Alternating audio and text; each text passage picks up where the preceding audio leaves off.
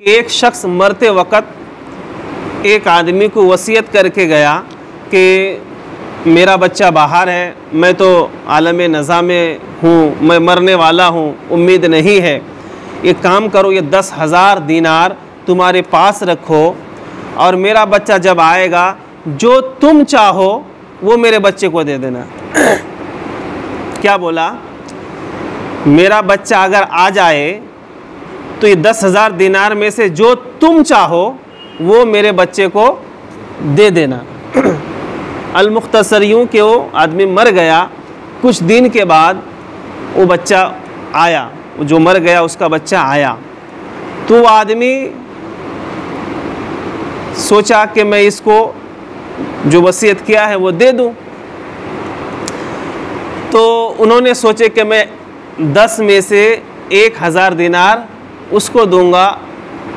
कितना? 1,000 दीनार लड़के को दूंगा, तो खुद के लिए कितना सोचा?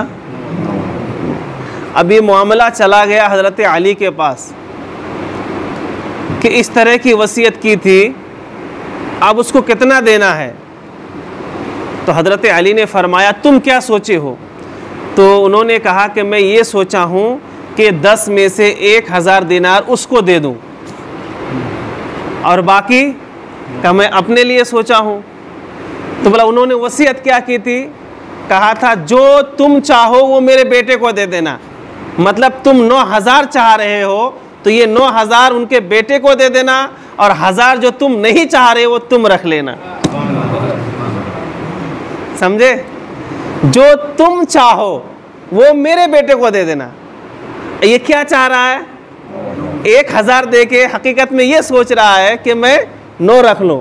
तो हज़रत अली ने फरमाया कि उन्होंने क्या कहा था? जो तुम चाहो, और तुम 1,000 दे के 9 रखना चाहते हो तो ये 9 उनको दो, 1,000 तुम रखो। हज़रत अली का ये फैसला है। इसी तरह से 2 शख्स बैठ के रोटी खा रहे थे और रोटी खाते खाते एक तीसरा शख्स आया, तो भूख उसको भी लगी थी, वो भी बैठ गया। तो अब जो उसमें से एक आदमी के पास 5 रोटियां थी और एक के पास 3 रोटियां थी। तो 5 और 3 कितने हो गई रोटियां? 8 रोटियां हुई। और खाने वाले कितने? 3। एक के 5, एक की 3 और एक जो जा रहा था रास्ते से वो भी बैठ गया ना। तो कितने हो गए खाने वाले? 3 शख्स। दोनों की तो रोटियां थी लेकिन तीसरे का कुछ नहीं था, बस उसको बुलाया तो आ गया, भूख लगी थी। तो जब रोटी वोटी खा लिए तो जाते जाते उसने 8 दिरहम दे दिया। 8 दिरहम जो उस वक्त पैसा टक्का चलता था, नोट, वो दे दिए। कहा तुम लोग आपस में बांट लेना। वो दे के चला गया। अब ये लोग बंटवारा कैसे करें? 5 रोटी वाला कहता है कि 5 दिरहम मेरा है, तुम्हारी 3 रोटी तो 3 तुम्हारा है। अब वो कह रहा है कि नहीं, ऐसा नहीं है, आधा आधा। तो नहीं, 3 रोटी तुम्हारी, तुमको 3 ही दिरहम मिलेगा, मेरी 5 रोटी थी, मुझे 5 मिलेगा।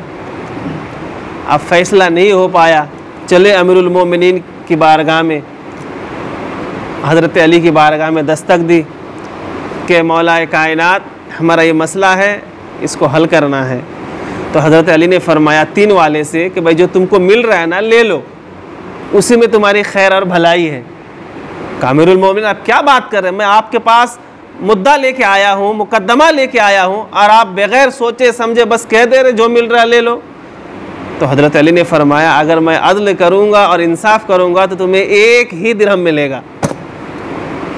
बोले कैसे? कहा सुन, कितनी रोटियां थी? कितनी रोटियां? 8। इसका मतलब 1 रोटी को 3 टुकड़े करके तुम लोग खाए।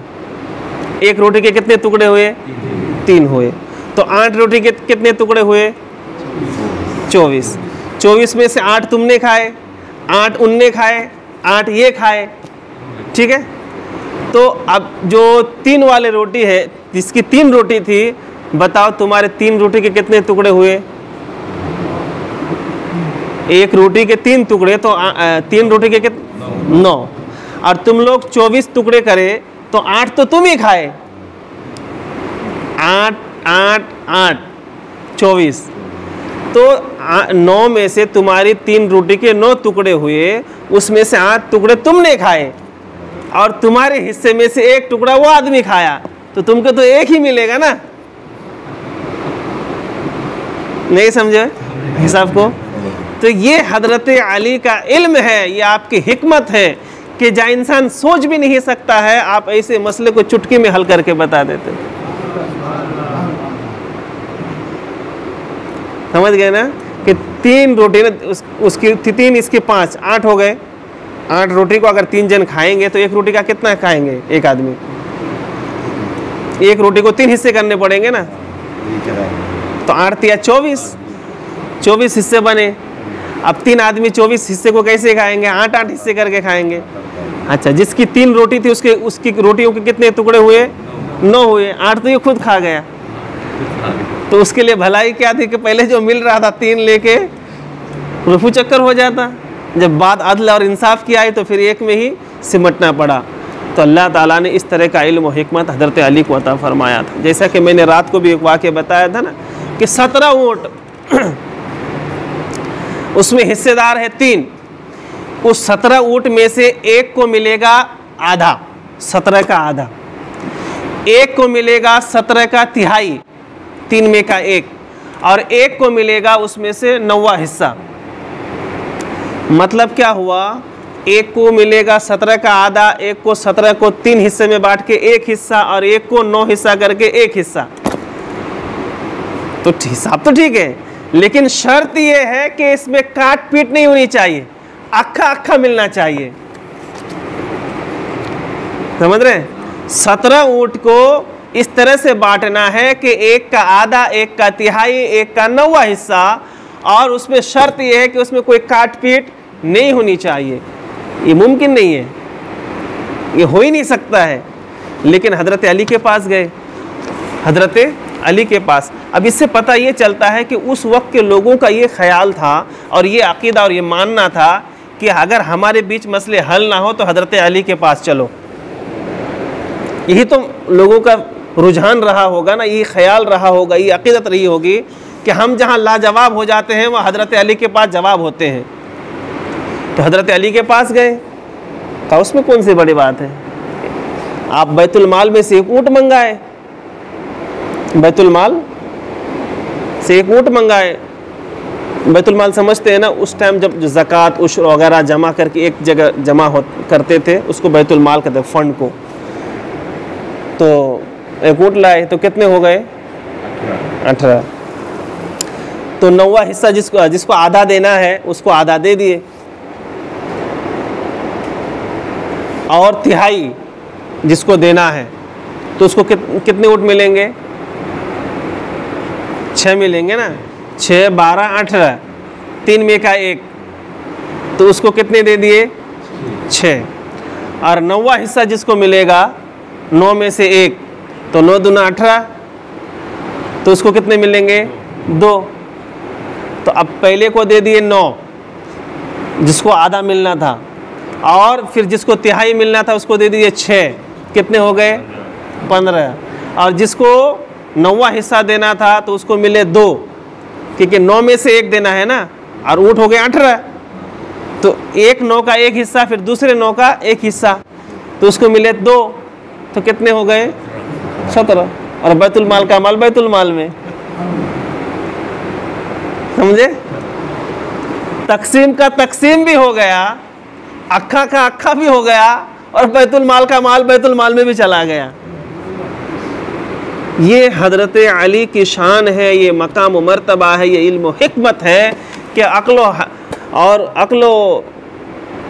खिरत जो हैरान है कि हजरत अली को अल्लाह ने किस कदर इल्म दिया था कि बड़े से बड़े जो है मामले को आप चुटकी में हल कर देते थे।